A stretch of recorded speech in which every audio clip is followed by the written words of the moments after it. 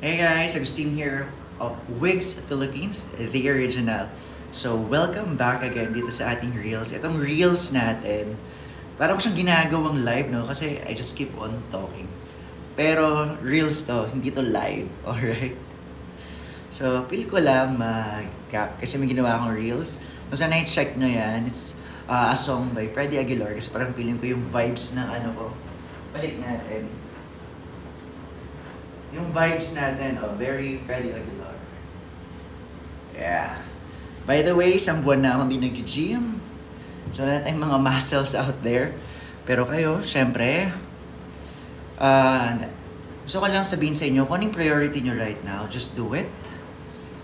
Hindi nyo kailangan ipilit gawin lahat ng bagay. Alright? Just do what you have to do at the moment. Kung ano yung feeling mong tamang gawin. Ako right now, feel ko na i-demo sa inyo itong wig na to. Because majority of you, yung mga nag-inquire sa atin, men's out there who wanted to try wigs. Kasi karamihan sa kanila sawa na sa tupi. Bigyan ko kayo ng kwento before ko tanggalin to at habang sinusuot to. Alright? I did use to pay before.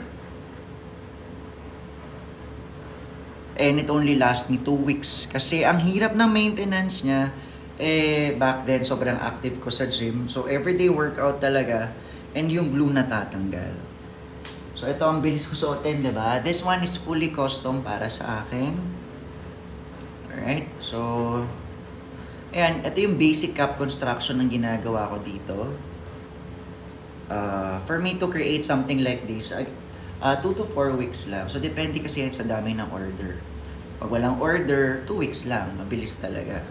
Kapag madami, syempre, wait lang tayo. Kaya nakikiusap ako sa iba na huwag natin madaliin yung week kasi pag minadali natin, guys, palpak yan, sigurado.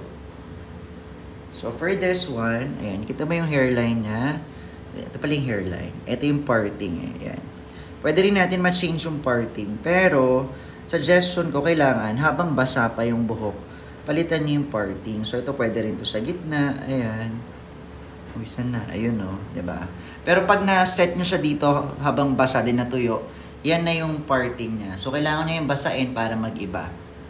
Or better, every after wash, habang basa pa, ipapart nyo na yung wig ninyo.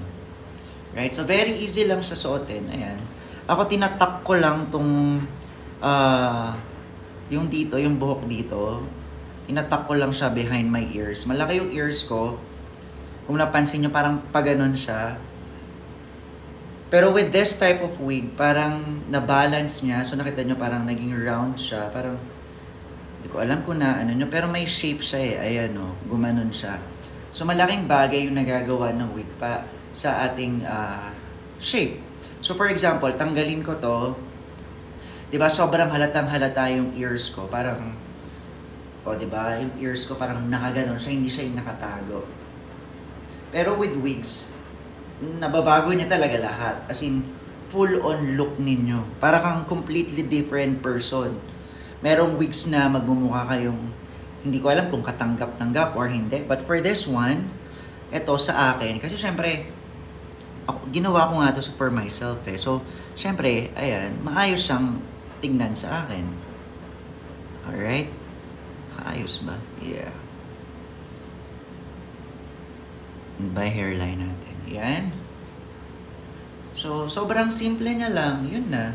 Yun na siya. Tapos, ito medyo mahaba yun dito. So, ito, ayoko kasing gupitin eh. Kasi minsan pwede ko siyang suotin ng nakatago ears ko. Ganyan. So, for now, ang ginagawa ko, nilalagyan ko siya ng hairspray. So, yung current hairspray ko dito, ito, at saka ito. Any brand naman will do.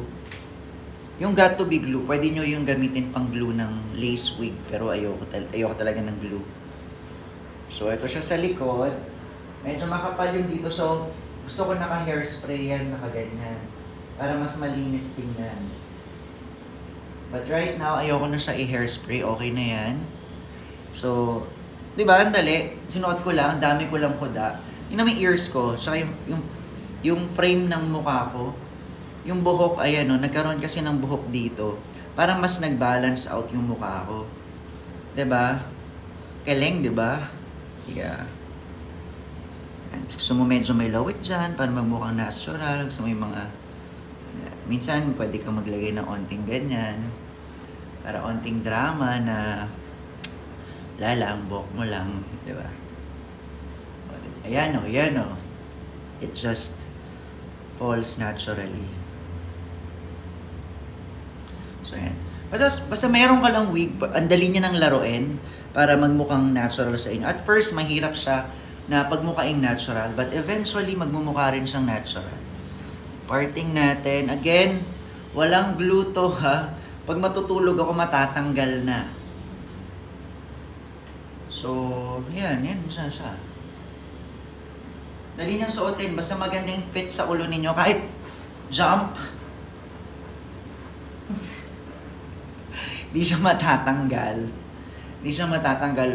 Ayoko lang i-swim yung wig so yun lang yung pinaka hindi ko kayang gawin, yung swimmable wig. Wala pa akong nagagawang ganyan kasi mahal ang wig, ayoko ma-damage ang wig. Ayoko i-risk ang wig. So, yun lang. Pero other activities, okay siya. So, ayoko lang i-swim siya. Pero if you wanna go run, go, mag-trek ka with your wig, kaya yan. Kayang-kaya yan.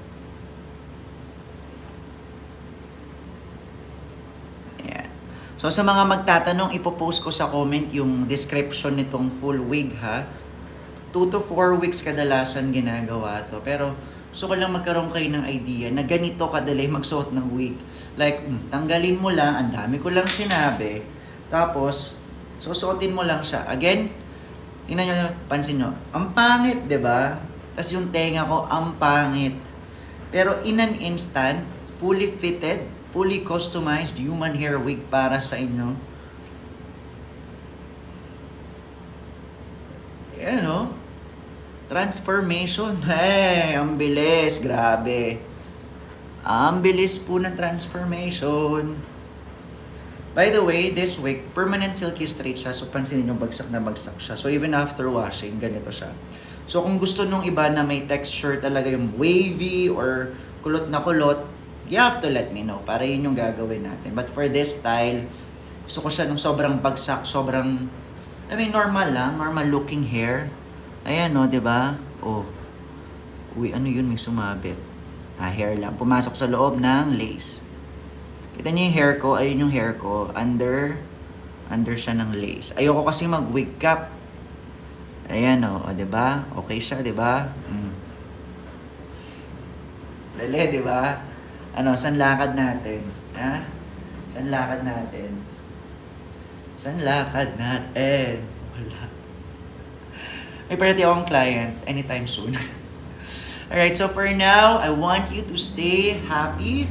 And if you have any inquiries, if kailangan nyo ng wig just like this one, message lang kayo dito sa Facebook page natin. And I'll be more than happy to assist you. Alright, so God bless and happy weekend. Bye!